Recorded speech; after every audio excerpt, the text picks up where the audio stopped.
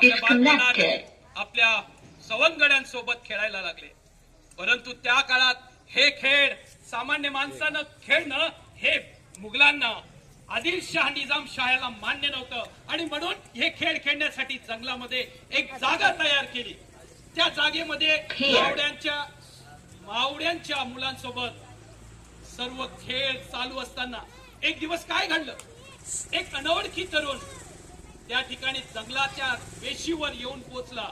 जो शिवराय आणि त्यांचे सवंगडी ज्या ठिकाणी ते खेळ खेळत होते तिथं जाऊ पाहत होता. तोपर्यंत झाडावर चढलेला आणि इशारा देणारा एका मुलाने मोराचा उभेउभ आवाज काढला. महाराजांना कळलं मोराचा आवाज आला याचा अर्थ जंगलाच्या वेशीवर कोणतरी येऊन पोहोचलं. सगळे दानपट्टा, तलवारी वगैरे वगैरे सगळं लपवलं. विटी दांडू, लगोरी हे खेळ सुरू झाले आणि त्या ठिकाणी जंगलाच्या वेशीवर असणारा जो झाडावर बसलेला आणि शिवरायांना इशारा देणारा जो मुलगा होता त्याने झाडावरून कण उडी मारली आणि जंगलात प्रवेश करणाऱ्या मुलाला विचारलं, कोण र तू?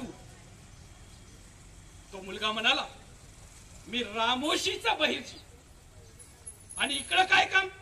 नाही, मला राजांना भेटायचंय, मला राजांसोबत खेळ खेळायचा. नाही, तुला राजे नाही भेटणार. पण मला राजांना भेटायचंय, मला राजांसोबत खेळ खेळायचे. आणि असं तो म्हटल्याबरोबर तो इशारा देणारा मुलगा देखील त्या रामोशीच्या बहिर्जीला जंगलाच्या त्या खेळामध्ये घेऊन गेला. बहिर्जी तिथं राजांसमोर उपस्थित झाला. राजांना मुजरा केला आणि मुजरा केल्यानंतर बहिर्जी राजांना म्हणाला, राज मला बी तुमच्या खेळात घ्या की. शिवाजी महाराज म्हणाले, अरे आमचे कोणते खेळ?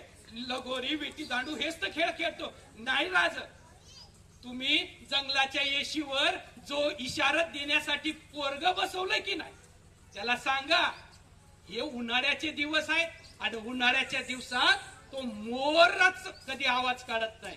म्हणजे एखादा शत्रू जाणता असावा आणि त्याला कळावं की मोराचा आवाज येतोय म्हणजे राजांना इशारत होते.